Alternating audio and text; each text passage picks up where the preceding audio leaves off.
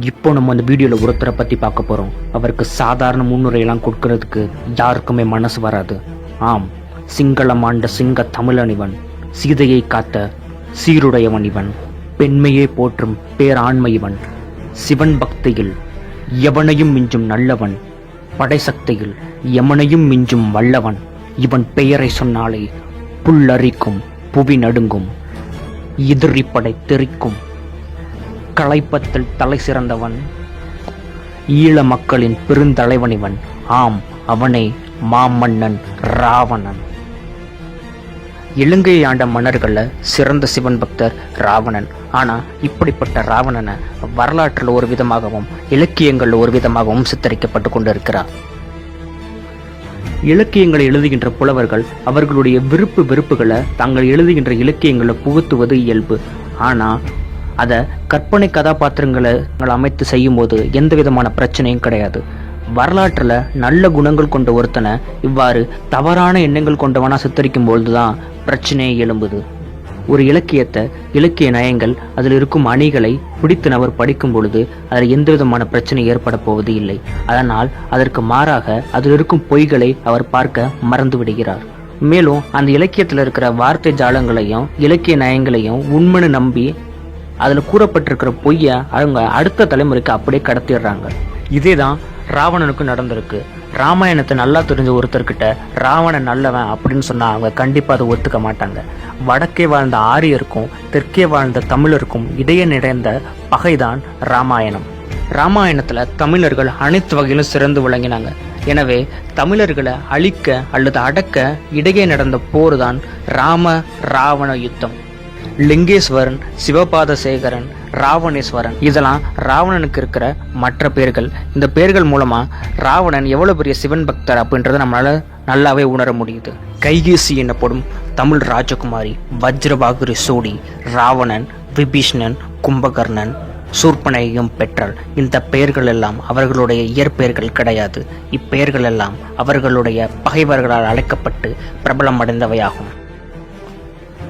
இவங்களோட உண்மையான பேர்கள் என்னன்னு பார்த்தீங்கன்னா, ராவணனுக்கு சிவதாசன், கும்பகர்ணனுக்கு பரமன், விபீஷ்ணனுக்கு பசுபதி, சூர்பனகைக்கு உமையம்மை. இவைதான் அவங்களோட உண்மையான பேர்களாகும். ராவணன் இலங்கையோட ஆட்சியுரிமையை பெறுவதற்காக குபேரனுடன் போர் புரிஞ்சாரு. குபேரன் யாருன்னா ராவணனுக்கு ஒன்று விட்ட அண்ணன். குபேரன் என்ன நினைச்சாருன்னா, தன்னோட தம்பியோட சண்டை போடுறது நல்லா இருக்காது அப்படின்னு சொல்லிட்டு இலங்கைய ராவணனுக்கும் லங்காபுரிய தனக்கும் பிரிச்சு எடுத்துக்கிட்டாங்க. குபேரனுடன் இலங்கைக்கு வந்த தமிழர்கள் அங்கேயே வாழத் தொடங்கினாங்க. குபேரனுக்கு பிறகு லங்காபுரத்தை தலைநகராக வச்சு இலங்கை முழுவதுமே ராவணன் ஆட்சி புரிய தொடங்கினார். இன்றைய காலம் வரைக்கும் ராவணனை போல இலங்கை ஆட்சி புரிந்தது யாருமே கிடையாது. ராவணனுடைய முன்னோர் மாளியவன். அவரை போலவே 10 நாடுகளை கைப்பற்றி ஆட்சி புரிய தொடங்கினார் ராவணன். 10 நாடுகளுடைய தலைநகரை அவர் ஆட்சி புரிந்ததாலும் 10 நாடுகளிலுடைய கிரீடங்களை அவர் சூடியதனாலும் அவருக்கு தசகிரீவன் அப்படின்னு இன்னொரு பேரும் இருக்கு. இது மட்டும் இல்லாம அவர் 10 கலைகளிலும் சிறந்தவர விளங்கியிருக்காரு. அவர் கற்றுக்கொண்ட கலைகள் அப்படின்னு சொல்லிட்டு பாத்தீங்கன்னா, ஆடல் கலை, பாடல் கலை, இசைக்கலை, ஓவியக்கலை, மருத்துவக்கலை, ஜோதிடக்கலை, கட்டிடக்கலை, அரசியல் கலை, போர்க்கலை, சமையல் கலை. இது மட்டும் இல்லாம கணக்கியல், இயற்பியல், வானியல், இது போன்ற பல துறைகளிலும் அவர் சிறந்து விளங்கியிருக்காரு. அப்போது வாழ்ந்த பண்டிதர்கள்ல அவர் சிறந்த பண்டிதர்களாக வாழ்ந்திருக்காரு. இப்படி 10 கலைகளிலும் பல துறைகளிலும் சிறந்து விளங்கியவர் ராவணன். ராவணனும் போர் செஞ்சு ராமன் சீதையை மீட்டதுக்கு அப்புறமும் ராவணன் தான் இறக்கும் தருவாயில கூட தான் கற்றுக்கொண்டதை பிறருக்கு வழங்கணும் அப்படின்னு சொல்லிட்டு ராமனுடைய தம்பிக்கு உபதேசம் வழங்கினார். அந்த உபதேசங்கள் என்னன்னா, நீ உன்னுடைய சமையல்காரன், தேரோட்டி, வாயில் காப்பாளன், சகோதரன் இவங்களோட நல்ல உறவை கொண்டிருக்க வேணும்னு சொல்லி. ஏன்னா அவங்க நினைச்சா உன்னை எப்போ வேணா எளிதில் வீழ்த்தி விடலாம் அப்படின்னு சொல்லி உபதேசம் வழங்கினார்.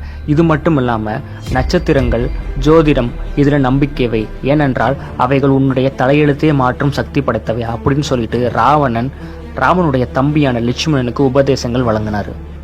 இது மட்டும் இல்லாம அவர் சொன்ன இன்னொரு உபதேசம் என்னன்னு பார்த்தீங்கன்னா, உன்னுடைய எதிரியின் பலத்தை குறைத்து மதிப்பிடாதே அப்படின்னு சொல்லிட்டு உபதேசம் வழங்கியிருக்காரு.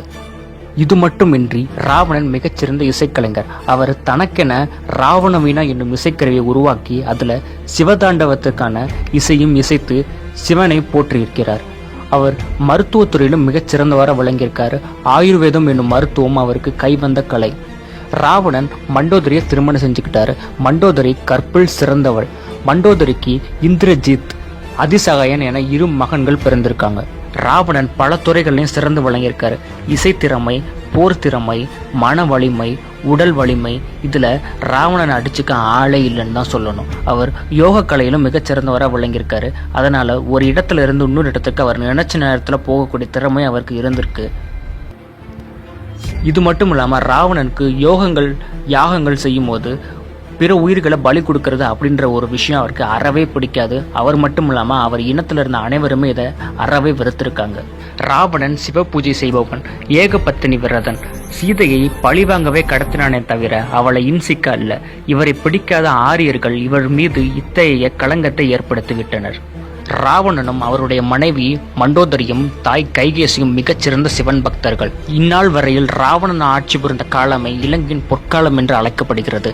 அந்நாளில் வாழ்ந்த மக்கள் எவ்வளவு சீரும் சிறப்புமாக வாழ்ந்தனர் என்பதை கம்பன் வர்ணிப்பதில் இருந்தே நமக்கு நன்றாக தெரிகிறது.